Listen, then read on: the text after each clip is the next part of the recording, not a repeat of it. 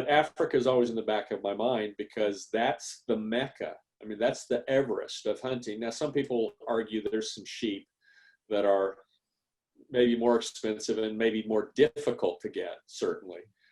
But as far as a place for hunters to go, there's no better place in Africa because you've got 60, 70 species on the continent that are huntable, many of which can kill you. And that leads an entire new level of excitement to the game. I mean, you know, a white-tailed deer is great. And occasionally, if you have really bad luck, you might have a problem with a buck in rut. But that ain't the way it is with a Cape buffalo that you're following through the Jess. So are you, would you consider yourself an adrenaline junkie in that regard? Yeah, for sure. And I'll tell you, just as an aside, one of the things that I missed out on this year, I was going to take a friend of mine who's a well-known writer, and I won't mention his name until we do the article, but I was taking him to South Africa. I was going to film him harvesting his first Cape buffalo because that's what he's always wanted to do. And the reason I was doing that for him, we were then going to fly to Spain and drive to Pamplona because he runs with the bulls, and that's something I've always wanted to do. So we were going to spend 3 days running, shoot his Cape buffalo, go to Spain, run with the bulls, and then come home. Right. And I missed all that. So yeah, you might say that about adrenaline. I self-diagnosis, I probably have to plead guilty. Yeah, I guess there's worse things. So you've got an awesome Instagram handle. We'll put it up here with all sorts of fantastic photos and good social content. But you've got some awesome videos of killing very large animals with big bore air rifles. How did the airgun hunting start for you? Well, it started out of necessity because I don't get to do what I do, and I don't get to bring it to people unless I have sponsors. So I was sponsored by an Airgun company, and they had an innovative product that hadn't been on the market before. It had performance capabilities that hadn't been on the market before. And I don't know, 2003, 2004, I took a 150, 175 pound feral hog with a 177 caliber air gun. And I pulled the trigger and I can't believe it. Now, there's some caveats to this. We're running them with dogs and I'm shooting from 11 yards. But it was very much like shooting an elephant with a brain shot because hit it with a hog from above instead of from below with an elephant. Right. You shoot it between the eyes, a little bit above between the eyes, and it just falls over dead. And I couldn't believe it. And we did a bunch of pigs like that. It created quite a stir. And we sold a lot of air guns, and then the company decided to go another direction and got it more into squirrel hunting, which is fine.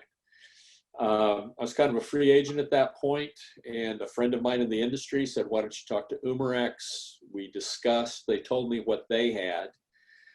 And frankly, it fit me a lot better because what I'm trying to do with 1,500 foot per second 177 caliber pellet, it doesn't really transfer to truly big game. But what Umarex had in the works, and I had a prototype, and the production took a while to get it right. But what I had and have now, and what is in production and being delivered, is a 50 caliber PCP air gun that shoots anywhere between a 200 and 550 grain projectile.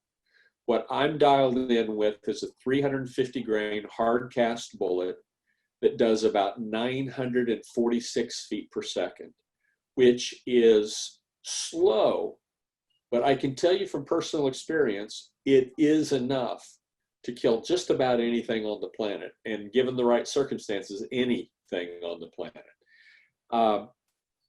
And so I went to Africa and did a field test, and the first thing I harvested was a gemsbuck, and then blessed buck, which are, good size white-tailed deer, mule deer, small elk size animals. And then I harvested a wildebeest, and blue wildebeest are 450 pounds. They're a good size animal.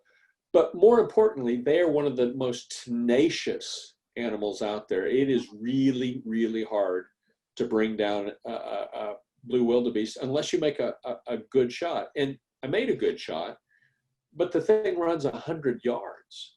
So we did some more plains game and decided that we should try big game, dangerous game. And I experienced some problems in the field because, with international travel and the gun being different pressures and different temperatures in the hold of the plane, caused some problems with O-rings, and we got all that worked out. And I got on a Cape Buffalo, and I had it. I mean, I had it dead to rights. I was above it on a little bit of a hill, and it had stopped below me. The herd was running by, and I bleeded, and it stopped, and my gun goes click. Mm-hmm. And the reason the gun went click is it required a charge, pulling the bolt such that it is back, and then clicking it in, and I just pushed it forward, and it did nothing. So there's a point of me telling you this. We don't get the Cape Buffalo, and I'm disappointed, but the place where I was Hartsview, I'm sorry, Hunters Hill Safaris in the Eastern Cape of South Africa. They have a lot of game there, a lot. And they had Asian water buffalo. It's a wild herd, but there's Asian water buffalo. They even have American bison there. I mean, the guy has a lot of game. And so we made a quick play for a water buffalo and made a good stalk, got to about 35 yards, and I shot it in the shoulder, and it starts to run off, and I shoot it in the right shoulder, and it's limping on its left leg. And it's like, it's not computing, but you're in the heat of the moment, reloading and everything. And the bull went down. It went down within 30 seconds. It was dead within 2 minutes. And I was ecstatic because this is an animal not as aggressive, but it's actually larger than the Cape Buffalo.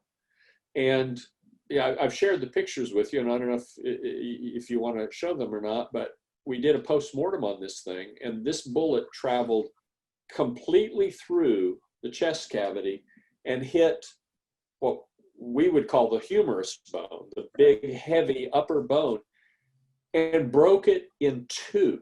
So this bullet went completely through a 2,000-pound water buffalo and still had the energy to break a major bone into two pieces, not cracked, not chipped, but separated. And that told me what I needed to know. This thing will do the job. And since then, we've taken a lot of big game, including a couple of Cape Buffalo.